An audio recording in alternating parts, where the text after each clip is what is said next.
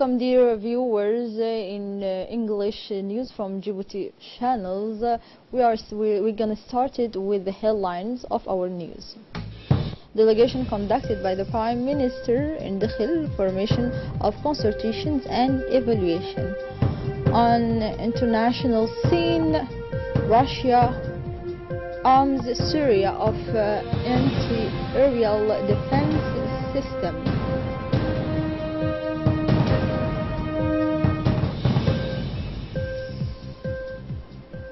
There were our top stories. After Ali Sabih, the delegation led by the Prime Minister went today to Dakhil, completing his tour in the south of the country. Upon arrival, the delegation led by the Prime Minister, which will include the Minister of Interior Hassan Omar, the Minister Delegate for Decentralization, Mr. Hamid Mohammed Aramin, the Budget Minister Bode Ahmed Roble, as well as the Minister of Equipment and Transport, Mr. Mohammed Abdul Qadir Musa Hirim, also the Minister of the Environment, Mr. Musa Mohammed Ahmed, the Minister of the Trade, Mr. Hassan, the Secretary General of the Primatur, Mr. Naguib Abdullah Kamil, as well as the senior official and the senior of administrations.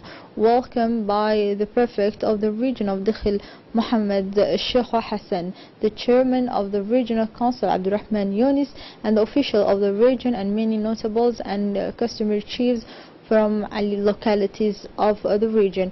Many parliamentarians also accompanied the government delegation, who went as soon as they arrived at the prefecture, where started a marathon day that began with a meeting with the notables and chief of the various localities in the region of units. And during this meeting, many populations participated to welcome the Prime Minister with his delegations.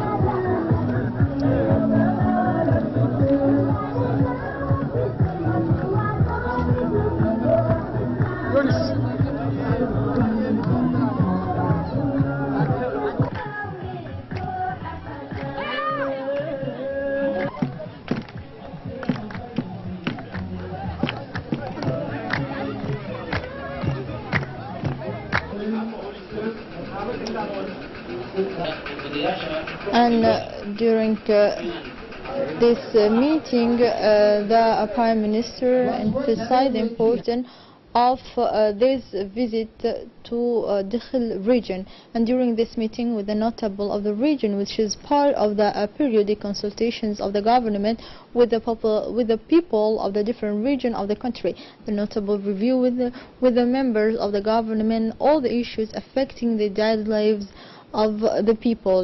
Those were discussed the issues related to water, the effect of drought, livestock situation, unemployment, communication security, and the issues of identification. Interviews with hundreds of notables with members of the government took places in atmosphere of openness and mutual understanding. The Prime Minister and the members of the government have responded to all the concerns of the wise people of the region, while taking good note of the actions to be taken as a priority in the short and medium term.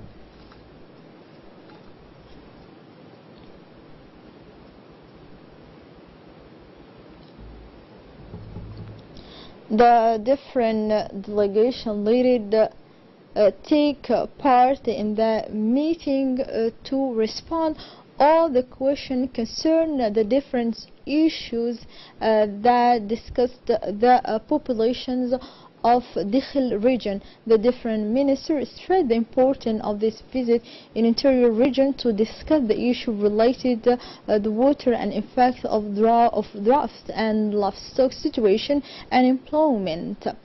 Djibouti Foreign Minister of Affairs Mr. Mahmoud Ali Yusuf left the capital Sunday afternoon for New York, where he will take part in the 73 ordinary sessions of the General Assembly of the United Nations. The minister is accompanied in this trip by the Director of Multilateral Relations and the Minister of Foreign Affairs, Mr. Ghili Idris Omar. The 73 sessions of the United Nations General Assembly which will take place from Tuesday, September until 1 October 2018, will be chaired by Maria Fernanda, Minister of Foreign Affairs of Ecuador. The term this year is making the United Nations an organization for all, a global strategy based on shared responsibilities, serving peaceful, equitable and sustainable societies. The Djibouti Minister of Foreign Affairs, in addition to his participation in the general debate, will meet with his Eritrean counterpart Osman Saleh Mohammed, with whom he will deepen the constructive dialogue around the settlement of the border dispute between the two countries. The Minister of National Education and Vocational Training, Mr. Mustafa Mohammed Mahmoud, and his colleague in charge of Economy and Finance, Mr. Ilyas Moussa Dawali, co-chaired this morning the meeting with the delegations of the Global Partnership of Education that depend on the World Bank. The Secretary General of the Minister of Education, Mr. Mohammed Abdullah Mahyoub, as well as many senior executives, took part in the meeting. On the menu of the discussion, the new project of transformation of Djiboutian schools supported by the World Bank through the Global Partnership of Education. The meeting was held at the People's Palace in the presence of the World Bank resident representative Mr. Atusek and the UNICEF representative in Djibouti, Mrs. Junabo, who is the leader of the local group of partners of the World Bank. Resident representative Mr. Atusek and the UNICEF representative first emphasized the importance of this project in enhancing the quality of national education, such as their support to all government actors to accelerate the implementation of this project, crucial for Djiboutian school.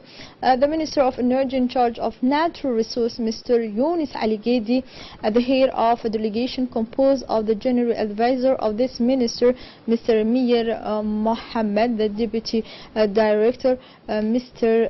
Abu Bakr Giso, went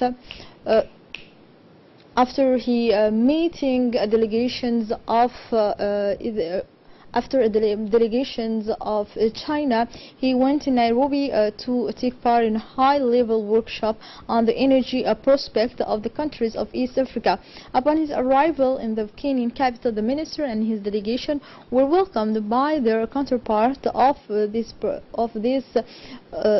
brother country, headed by Kenya's Minister of Energy and Oil, Mr. Charles Kitter. The minister's visit follows a high-level initiative from the African Development Bank, in which the institution proposed to the various ministers and other senior officials of the sector in the countries of East Africa.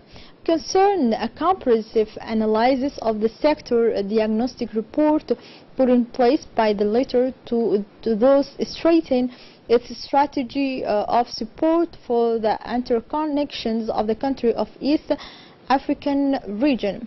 The second day of Women's Empowerment Project launch workshop called 50 Million Women Speak Out, founded by the African Development Bank, closed at the People Palace yesterday. This workshop, under the leadership of the Minister of Women and Family, Mrs. Mumina Ahmed Hassan, and the Minister of Commerce Trade, represented by the Acting Secretary General, Mr. Hiba welcomed executive of the administration concerned women entrepreneurs and sensitive anonymous issues related to women's entrepreneurship.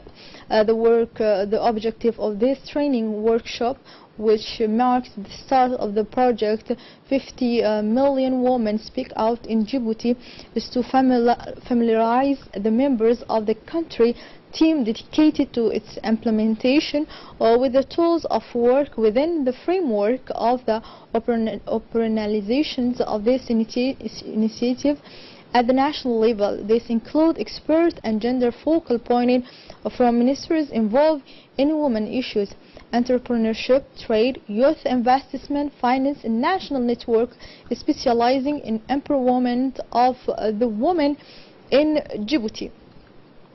The new National Disability Agency of Djibouti, created recently by the initiative of the President of the Republic, this morning organized the first meeting with the Secretary of State for Social Affairs, Mrs. Muna Usman Adam, the Technical Advisor on Disability, Mr. Douali Saeed, the President of the National Network of Handicap, Mr. Idris Moomin, Executive of the Secretary of Social Affairs, and several personalities of the network association dealing with the disability.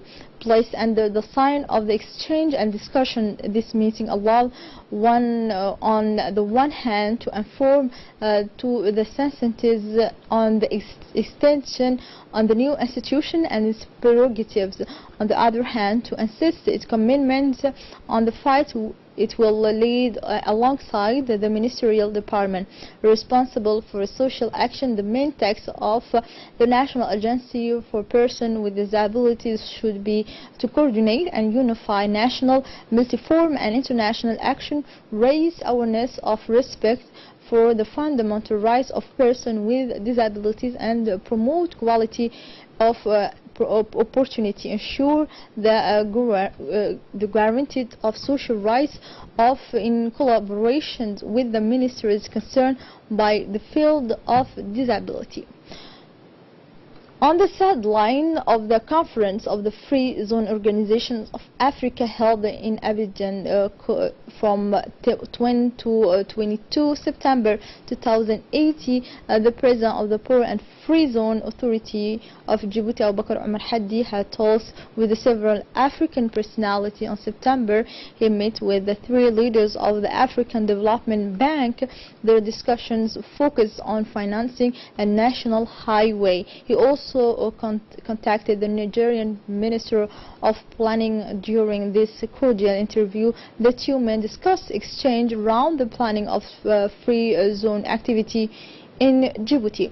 The Minister of Housing, Town Planning and the Environment has organized this morning at the People Palace a project launching workshop to strengthen national capacities to improve decisions making on the integrations of environmental obligation. This workshop is part of the implementation of the obligations for three conventions that the Republic of Djibouti ratified at the Earth Summit in Rio, which is the United States Framework Conventions on Climate Change in 1995, the Conventions on Biodiversity in 1996, and also the Convention to combat desertifications on 1997.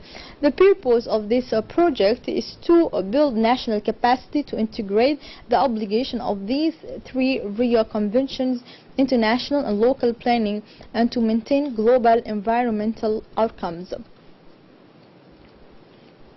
And now let's move on continental news. Vladimir Putin has informed his ally Bashar al-Assad of the upcoming delivery to Syria of 3 anti-air defense systems during a telephone conversation between the two leaders. Defense Minister Sergei Shoigu said that President Vladimir Putin has ordered additional security measures after Syrian Soviet area S-200 air defense missile shot down a Russian military plane by mistake, killing 15 in an incident last week that Moscow blames on Israel. Putin and Syrian President Bashar al-Assad discussed the additional measure and delivery of the S-300 system on the phone Monday, the Kremlin said. The Syrian military has already been trained to use the system, which was set to be sent over in 2013, but was held up at the request of Israel. Should we say?